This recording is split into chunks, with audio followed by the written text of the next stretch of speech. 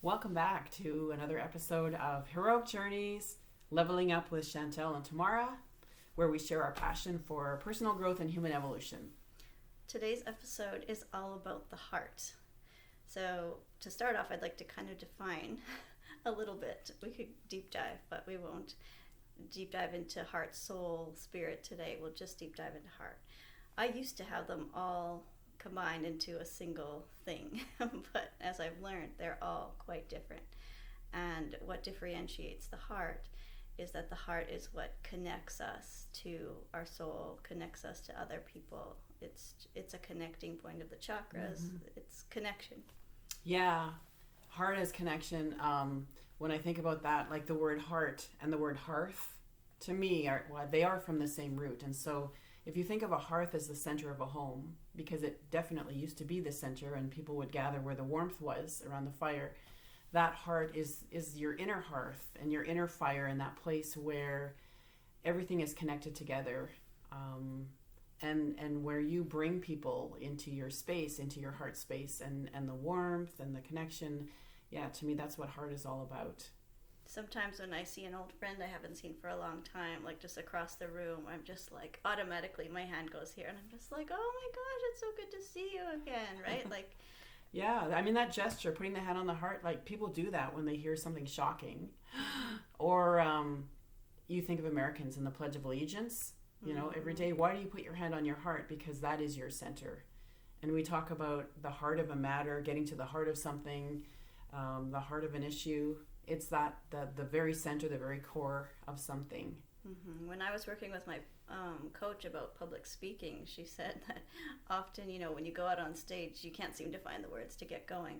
But what helped her is going out on stage and just putting her hand on her heart and speaking from her heart. It was just like a wealth, a well that just sprang up out of nowhere, this wisdom, right? And you were talking about the wisdom of the heart. Right. And like that makes me think of courage, because in French, the word for heart is cœur, which is the root of courage. And so that inner fire, to me, is the courage, right?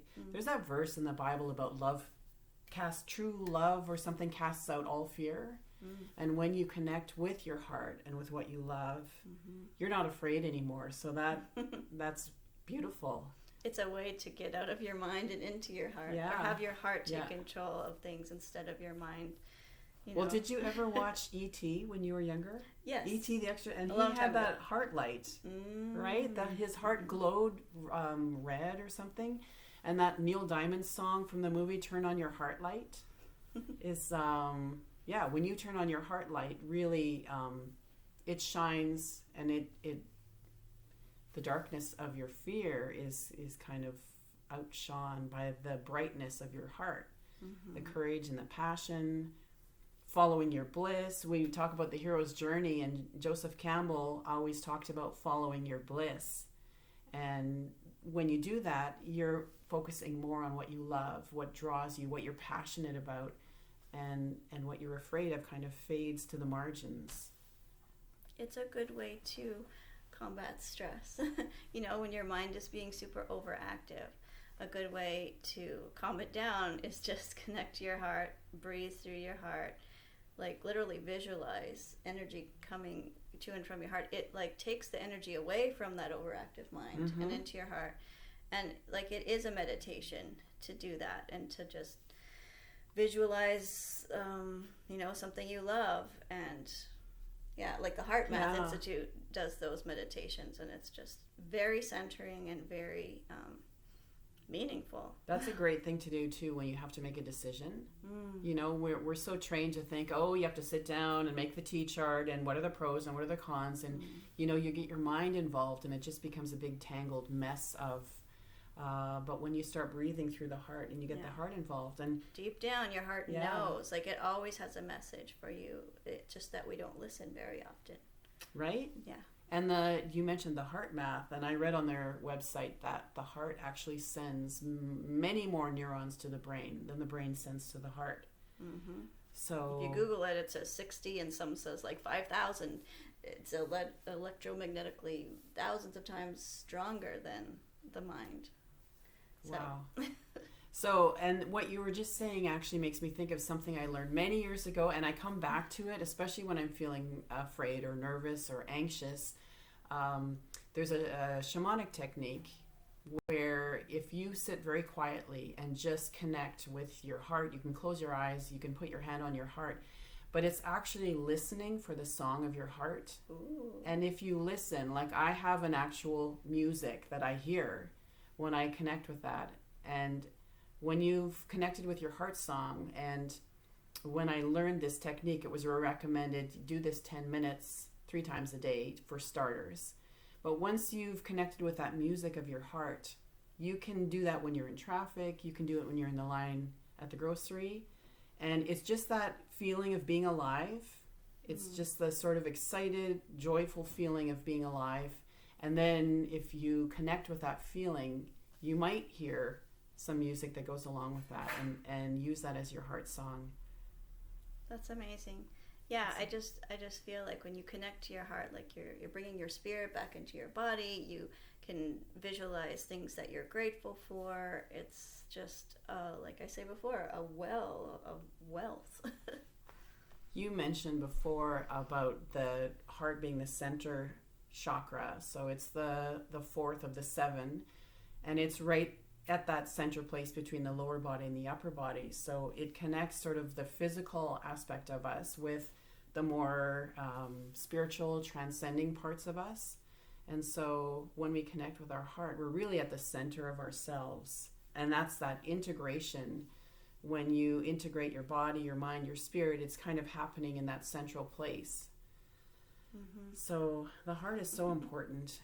I remember reading, I've read a couple of accounts of people who've had heart transplants, and this idea that when you have someone's heart in your body, all of a sudden they can start having like cravings for different foods that person loved, or having memories even of the person. And so we think of the heart as, scientifically it's just a pump that pumps blood around, but it's so much more than that. Yeah, like we think of the mind as being in the head, but it really, our whole body is the subconscious mind, and keeping that in mind is very helpful. Yeah. There's another technique. Have we talked about anchoring before on this podcast? Probably. But another technique, and this is really good for dealing with anxiety, by harnessing what you love, and that is just that if you think of a memory, or you think of someone you love, think of something that really brings you joy and love and happiness. And it could be a place that you've been in where you just completely feel at peace and your heart is so full. And as you're thinking of that memory, you connect your middle finger and your thumb together, and just create that association between that feeling memory and this gesture. So that when you're in a situation where you're nervous, or often if I'm lying in bed at night and I'm starting to feel anxious, I just do that anchoring and bringing back some really happy memories of family travels or things like that. And again, it just brings out of your heart the love and the joy, and again, kind of pushes that fear away to the margins. And you can have, like I learned in an NLP class, you can have anything, like you can put your hand on your heart, or you can do this, or you can do your own gesture, whatever works for you to anchor those good feelings in and bring them back. And it can help neutralize negative feelings too when you layer them. It's a whole thing. Yeah. Yeah, we have some quotes about the heart that have been meaningful to us.